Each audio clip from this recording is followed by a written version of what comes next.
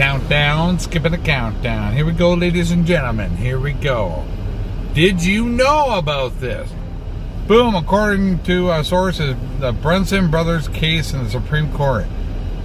Wait a minute, non-disclosure agreements? Wait, hold on a second. Doesn't that mean that if they overturn this case, doesn't this dude here, that guy there, get reinstated? Well, hold on a second. That's weird. All right, let's get into this. The Brunson Brothers case, a legal time bomb. What? In a stunning turn of events, the legal saga known as the Brunson Brothers case has captivated the attention of the nation, with whispers suggesting that if this case is overturned, President Donald Trump could be reinstated without the need for an election. Congratulations! This notion has sent shockwaves through political circles and ignited fervent debates. But what exactly is happening behind the scenes, and why has this case reemerged as a focal point of national intrigue? Woo! Okay, let's zoom in on this. See what we can read. Just a friendly reminder. Okay, right there. Case overturned, Trump returns on that day and no election. You're welcome. Even she says, Santa surfing. I know how to find her. I've been following her a while. All right, let's move on. Even the Biznitch says it. So there's a lot of interesting. So the Brunson Brothers case, the Brunson Brothers case has already seen its day in the Supreme Court, or so it seemed. Despite the case being ruled upon, there are murmurs that the Brunsons are under a strict non-disclosure agreement imposed by the military, suggesting there may be more at play than meets the eye. The public's impatience for clarity is palpable, but it appears the patience is a virtue in this case as developments unfold under a veil of secrecy. So if you want to, I'm not going to read the whole thing clearly because that's just starting to get a little boring for me to read. So I got more in here. Just pause that if you'd like to and read it. What is the secrecy of the long haul? The extension of the Supreme Court eyebrows, the hidden status of the Brunson case. While many assumed the Brunson Brothers case was a closed chapter, recent discoveries have breathed new life into the narrative. The case is listed as active on the Supreme Court's website, despite lacking a formal court stamp. Oh, shit. That means that the leftists are going to be super pissed. Here's the outcome. Trump's reinstatement. The most dramatic element of this unfolding drama is the speculation that an overturned Brunson case could lead to Trump's immediate return to the presidency. Goldback, Nassara. This idea, once relegated to the realm of the conspiracy theories, is gained traction. The legal mechanics behind such an outcome are complex and unprecedented, but the mere possibility has electrified Trump supporters and caused consternation among his opponents. Oh, shit! Woo! The suggestion that Trump could be reinstated without an election taps into a deep well of political fervor and division. Oh, obviously division. People hate him. People love him. We'll see. For Trump supporters, it's a tantalizing prospect, a chance to see their champion back in the White House without the arduous process for another election. This means that the economy, that means that Donald Trump's going to allow BRICS to come in, the gold back, they've already got the money printed, everything's already done. Remember, everything's just a movie. Everything's already been done.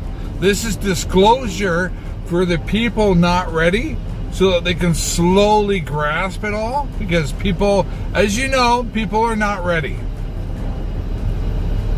So here, you can read all this, just pause it. Everybody's going to wonder how I find this stuff. No, I'm a rabbit hole specialist, man. I got way more shit to show you. Pentagon. What do you see about the Pentagon? Oh, Operation Flicker. Over 5,000 Pentagon Department of Defense involved in child porn. I'll show you that website, too. Not the actual child porn. You're not going to see that. Sorry. Let's see. Is that a video? Yes, it is. The Defense Department releasing brand new details into an investigation involving child pornography. No. And dozens of its workers and contractors, some with top-level security clearance. What? Not only are these very serious accusations, but investigators say some of the people involved were handling the nation's most sensitive secrets. potentially making this a matter of national security. Chief Fox Report correspondent Jonathan Hunt with the news. Appalling story, Jonathan. Do we know more about these people and their security clearances? Well, we don't know their exact job titles, John, but what we do know is that they did appear to have been working, some of them, at high levels across a range of government agencies. Take a look at this, for instance, the National Security Agency, the National Reconnaissance Office, and the very secretive Defense Advanced Research Projects Agency. Others also worked on actual military installations, including Edwards Air Force Base in California and also the California-based Naval Air Warfare Center. So they had access to military secrets in some cases and military hardware. Are all these suspects under arrest? I got more for you. We've got 94 pages of investigative material from the Defense Department today, including dozens of specific individuals. They have not all been arrested, though. Some have been tried, some have been sentenced, but some have, the cases simply fell apart because of lack of evidence. Some are ratting other people out. Experts tell us it is always very difficult to prosecute child porn cases, not least because it's difficult to prove who exactly was on any given computer. Listen. That's right. Who has the password? Who has the identification to get into that? Was it you who opened the computer and I went on it? Those are very difficult aspects in prosecuting. Then there's finding the victims. Are they abused victims? Are they underage? Did they appear overage? You know, there's a lot of difficulties built right into child pornography cases. But Josh Hanshaft also told me it is imperative that the government find a way to prosecute in these cases because they are so important and so disturbing. And this isn't just about workers committing crime. No, it's not. The big fear here is that there is a possibility that these people open themselves to blackmail by a foreign power that wants to get information about our military secrets, or even terrorists. So the Defense Department is very concerned. It says they are taking all of these cases very seriously indeed, John. There you go. Keeping them honest tonight, potentially hundreds of military employees and contractors who may have bought child pornography online but haven't been prosecuted or even in some cases investigated. That's right, you heard me, child pornography. As many as 1,700 names, according to a U.S. Senator, on a list of 5,200 from an internet sting operation overlooked the first time around 4 years ago. Only now are they supposedly getting a second look, and only after pressure from investigative reporters and the U.S. Senator you're about to hear from, Republican Charles Grassley. Yes, he is. Pentagon porn story began in 2006. An Immigration and Customs Enforcement child pornography sting operation called Project Flicker produced payment records of about 5,200 people, many of whom provided Army or fleet zip codes or military email addresses. Subsequently, the Pentagon's investigative branch, DCIS, began going through the ICE list to identify who actually was a DoD employee or a contractor. The investigation, however, only ran for 8 months and only cross-checked some 3,500 names for Pentagon ties, according to a senator.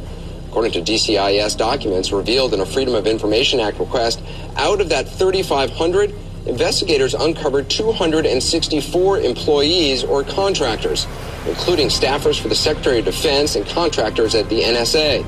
9 people had top security clearances, but only about 20% of those 264 people were completely investigated. Fewer still were prosecuted, and after about 8 months, the entire probe was halted. It left about 1,700 names totally unchecked, 1,700 alleged kiddie porn customers, an unknown number of whom may still work in some capacity for the Defense Department. Late last summer, after investigations by the Boston Globe and Yahoo News revealed the figures, a Pentagon spokesman promised to reopen the investigation, conceding that DCIS had stopped due to lack of resources.